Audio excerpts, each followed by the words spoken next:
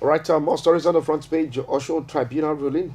This judgment can't stand. That's not coming from me. It's coming from the former governor of Osun State, Ralph Aregbesola. You get details of that on page 11 of the Vanguard newspaper. And now stands 30,000 naira minimum wage bill to Buhari for assets. And that has been done yesterday. That's our major thrust of discussion this morning, talking about the presidential seal for 30,000 naira minimum wage. How will this improve the standard of living of Nigerians, civil servants, both the federal and the states? Will the private sector also take a cue from this one? Will there be an increase in salaries? Very, very interesting there. PDP's Fintiri wins in Adama. Osun Oyetola seeks reversal of tribunal's decision at appeal court. Fayemi's election upheld as court dismisses Eleka's PDP's appeal. Page 10 there of the Vanguard newspaper. FG to sanitize pension system, resolve pending payment. That's coming from President Muhammadu Buhari. You get it as of that on page 19 of the Vanguard newspaper. Insurgency, armed forces to engage retired personnel. Page 10 there of the Vanguard newspaper. Osun Oyetola seeks reversal of tribunal's decision at appeal court. Shiji, I'm coming to you. And Osun Tribunal ruling. This judgment can't stand. Aregbesola talking. What do you make of this development? When cases are in court, I don't like to really elaborate on them because I'm not a lawyer. That's one. But based on the fact that I take my time to always study the Constitution, and it's written. We have a lawyer here too. He's yes, going to give his own comment. And it's written in plain English. And there is a place of common sense. So when I looked at the judgment, I took my time to read it, and I read the majority judgment, I read the minority judgment. In as much as I won't want to dwell too much, but I will just state 2 points. I think at the end of the day, new issues will decide who will be the governor of Osun State. That is at the Supreme Court.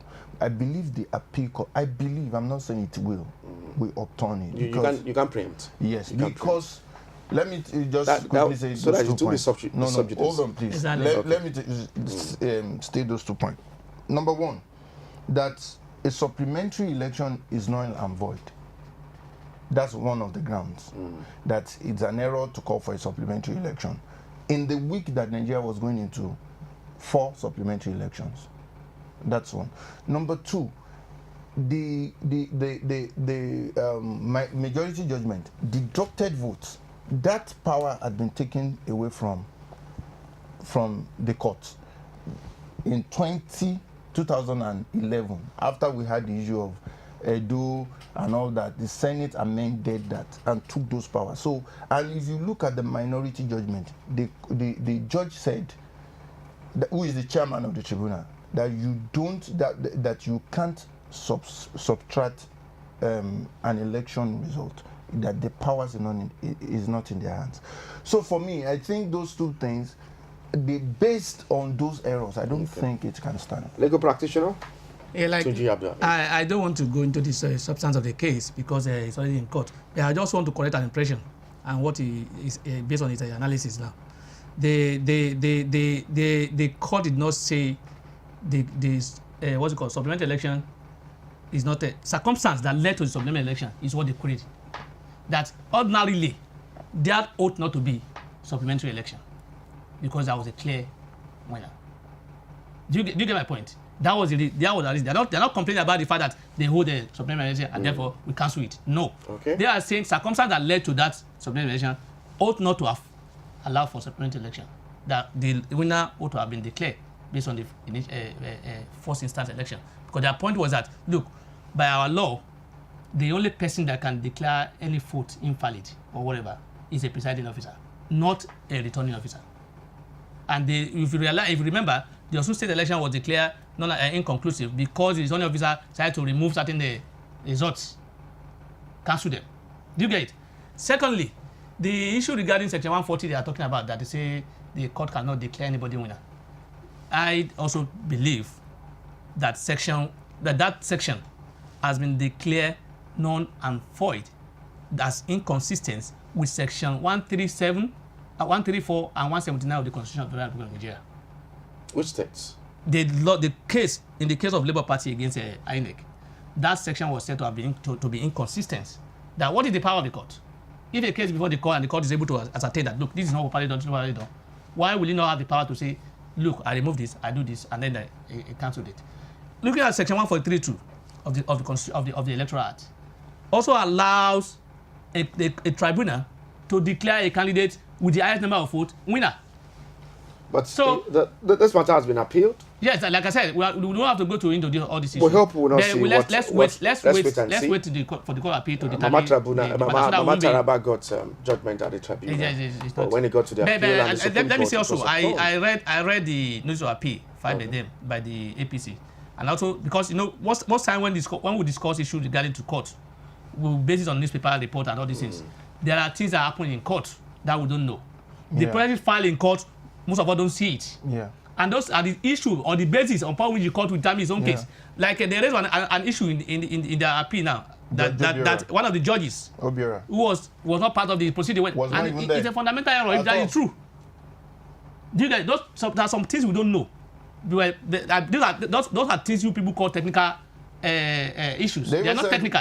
They are law. When the evidences and the people were witnesses are being called, he was not there. No, he was not part of the. He was not sitting on 2 occasions. And he was the one that wrote them. And therefore, when you are not sitting on 2 occasions, you cannot comment on things that happen on those days. All right, we'll wait and see what transpires at the appeal court.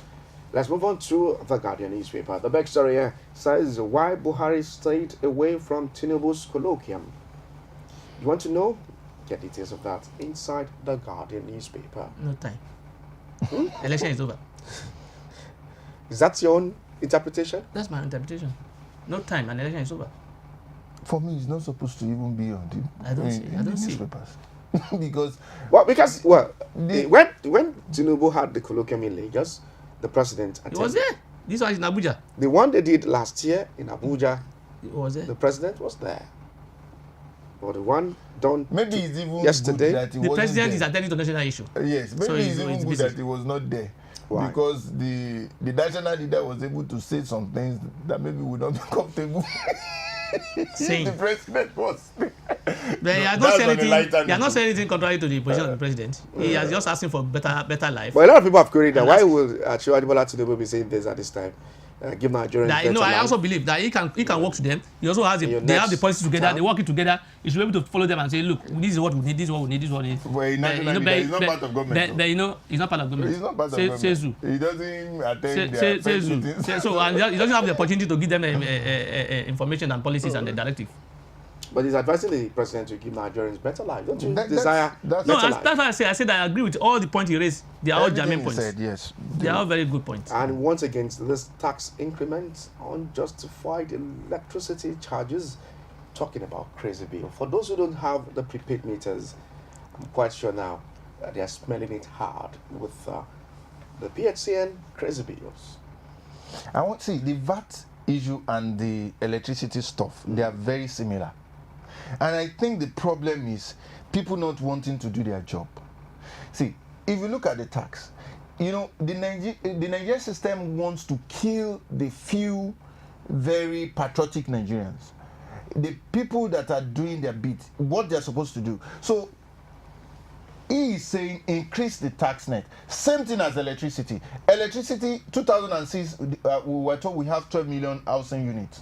And as of today, Fashola said it, not me, that the discos are still have connected 6 million houses. They are getting their revenue for 6 million houses. What about the 6 million remaining? That was at 2006. This is 2019. That means many houses will have been built. So what are you doing, even with a gap of 6 million? So you want to kill the 6 million people that you know with estimated bill whereby you are not spreading to the 12 million. So if you spread to the 12 million, get more staff, get many more people to monitor and to patrol, then you can get your money. But killing us, I still wrote a petition last week to NAC.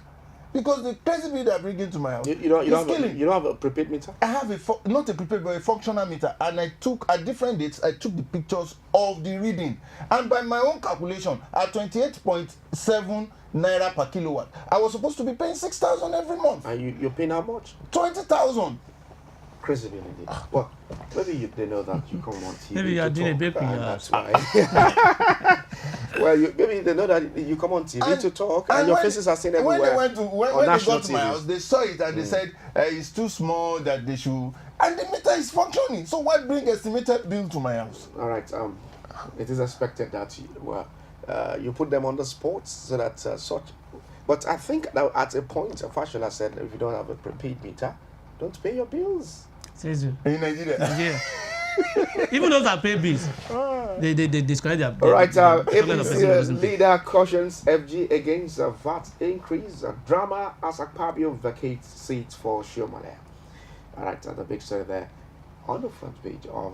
You see our headlines. All the drama now. You know, the problem we have. That's why we have all these issues on the paper. Yeah. Our media people, particularly the print media, you know, they are supposed to give us directions Particularly the and print- directions as to where to go. Whatever they give us is they always talk about politics, and the negative aspect of the politics. Particularly the print media, but the media is also media. You don't have to come here and lash on us. I'm sorry. Eh? Well, TUNJI I say it. I'm putting you. I'm putting your toes.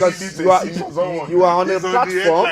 You are on a Somebody platform. not attend It's on the headline. How does that affect But Nigeria? don't you think it's news that the president was How does that affect Nigeria? colloquium yesterday? How does that have effect in our economy or policy or anything? What was said is the message is what we should be thinking about, not the Well, paparazzi. the drama- around the drama. That's the perception of the Guardian newspaper.